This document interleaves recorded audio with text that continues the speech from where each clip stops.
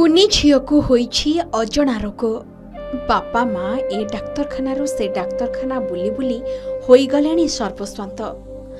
ବିକି ସାରିଲେଣି ସମସ୍ତ ସ୍ଥାବର ଅସ୍ଥାବର ସମ୍ପତ୍ତି। ତଥାପି ସୁସ୍ଥ ହୋଇପାରୁନି ଝିଅ। ଓଳିଏ ଖାଇଲେ ଆର ଓଳିକୁ ଉପାସ ରହିବାକୁ ପଡୁଛି ମା ବାପାଙ୍କୁ। ଆଶା ରଖିଛନ୍ତି ଝିଅର ଚିକିତ୍ସା କରାଇଲେ ସେ ନିଶ୍ଚିନ୍ତ ସୁସ୍ଥ ହୋଇ ଅଲଗା ପିଲାମାନଙ୍କ ପରି ଖେଳିବ ବୁଲିବ। ହେଲେ ଦାରିଦ୍ର୍ୟ ଗୋଡ଼ରେ ବେଢ଼ି ପକାଇ ଦେଇଛି। ଆମେ କହୁଛୁ ବଲାଙ୍ଗୀର ଜିଲ୍ଲା ପାଟଣାଗଡ଼ ବ୍ଲକ ଭରତବାହାଲ ଗ୍ରାମର ଗୋପାଳ ସାହୁ ଓ ବାସନ୍ତୀ ସାହୁଙ୍କ 4 ବର୍ଷର କୁନି ଝିଅ କଥା। ଗତ 21 ଏପ୍ରିଲ 2020 ମସିହାରେ ଗୋପାଳ ଓ ବାସନ୍ତୀଙ୍କର ଗୋଟିଏ ଝିଅଟିଏ ଜନ୍ମ ହୋଇଥିଲା। ଝିଅ ଜନ୍ମ ହେବା ପରେ ପରିବାରରେ ଖେଳି ଯାଇଥିଲା ଆନନ୍ଦର ଲହରୀ। ସ୍ନେହରେ ଝିଅର ନାଁ ରଖିଥିଲେ ଦେବକୀ। ହେଲେ ବିଧିର ବିଧାନ ଥିଲା ଅଲଗା। ଜନ୍ମର 2 ମାସ ପରେ ଦେବକୀକୁ ହୋଇଥିଲା ଅଜଣା ରୋଗ। ପରିବାର ବିଭିନ୍ନ ଡାକ୍ତରଖାନା ନେଇ ବୁଲି ବୁଲି ସବୁଆଡ଼େ ଚିକିତ୍ସା କରାଇଲେ। କେଉଁଠି କାଳେ ଭଲ ହୋଇଯିବ, ତଥାପି କିଛି ସୁଫଳ ମିଳିପାରିଲା ନାହିଁ। ସବୁ ସମ୍ପତ୍ତି ବାଡ଼ି ବିକ୍ରି କରି ଏବେ ସର୍ବସ୍ୱାନ୍ତ ହୋଇଗଲେଣି ଏହି ପରିବାର। এটা জন্মরু 2.5 মাস হল আর তার মুড আগে দবিগলা পরে কান্দুথান দিন রাত কান্দলা 1 বর্ষ তো আর এটা চলা বুলা কিছু নি।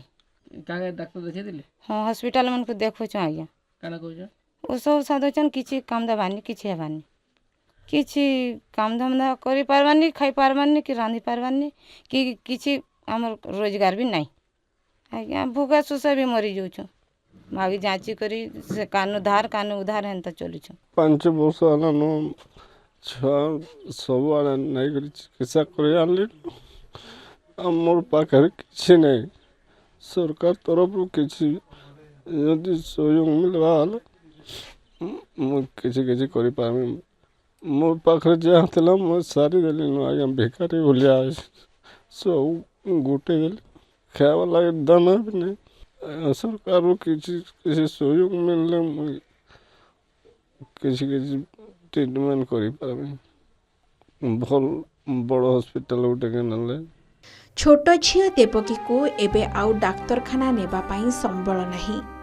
ସ୍ୱେଚ୍ଛାସେବୀ ସଂଗଠନ ପଲ୍ଲୀ ଆଲୋକ ପାଠାଗାରା କର୍ମକର୍ତ୍ତାଙ୍କ ଉଦ୍ୟମରେ ଦେବକୀକୁ ଭିନ୍ନକ୍ଷମ ସାର୍ଟିଫିକେଟ୍ କରାଯାଇ ଭିନ୍ନକ୍ଷମ ଭତ୍ତା ପାଇଁ ଆବେଦନ କରାଯାଇଥିଲା। କିନ୍ତୁ ଏପର୍ଯ୍ୟନ୍ତ ତାହା ମିଳିପାରିନାହିଁ।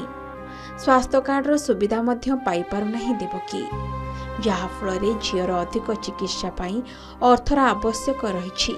ତା ଛଡ଼ା ଗଣ୍ଡେ ଖାଇବାକୁ ଦେବା ପାଇଁ ବାପା ଗୋପାଳଙ୍କୁ କରିବାକୁ ପଡ଼ୁଛି ସଂଘର୍ଷ। ଏପଟେ ମା ରୋଗିଣା ଝିଅକୁ ଛାଡ଼ି କୁଆଡ଼େ ବି ଯାଇପାରୁନଥିବା ବେଳେ ବାପାଙ୍କ ସ୍ୱଳ୍ପ ରୋଜଗାର ଝିଅର ଔଷଧ ଖର୍ଚ୍ଚରେ ସରିଯାଉଛି। ତାଙ୍କର ତ ବହୁତ ଖରାପ ଅଛେ।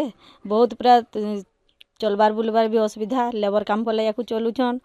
ତାଙ୍କର ଛୁଆର ବି କଣ୍ଡିସନ୍ ଠିକ୍ ନାଇଁନ କିଛି। ଜନ୍ମରୁ ଚିକିତ୍ସା କରୁଛନ୍। ତାଙ୍କର ପାଖରେ ବି କିଛି ନାଇଁନ। ସବୁ ଜମିବାଡ଼ି ଖୁରିକିନା ଯାହା ଥିଲା ସବୁ ବିକିଦେଲେନ। ଏହାଦେ ବହୁତ ତାଙ୍କର ଖରାପ ଅଛେ କଣ୍ଡିସନ୍। ମୁଇଁ ତ ତାହାକୁ କହିବାର୍ ଲାଗି ଚାହୁଁଛେ ଯେ ସରକାରରୁ କିଛି ସାହାଯ୍ୟ ମିଳିଲେ ତାହାକୁ ଭଲ ହେବା।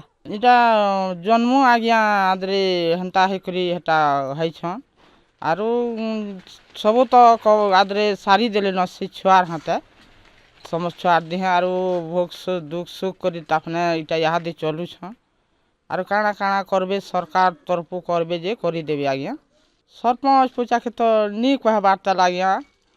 হেলে এটা তুমি নিজে আসিকরি কহুছ যে এটা সবু কহবারকে পড়ুছে। তাঙ্কর লাগি আমি ভিন্নক্ষম মানে তাঙ্কর লাগি ভত্তা করবার সুবিধা করমু।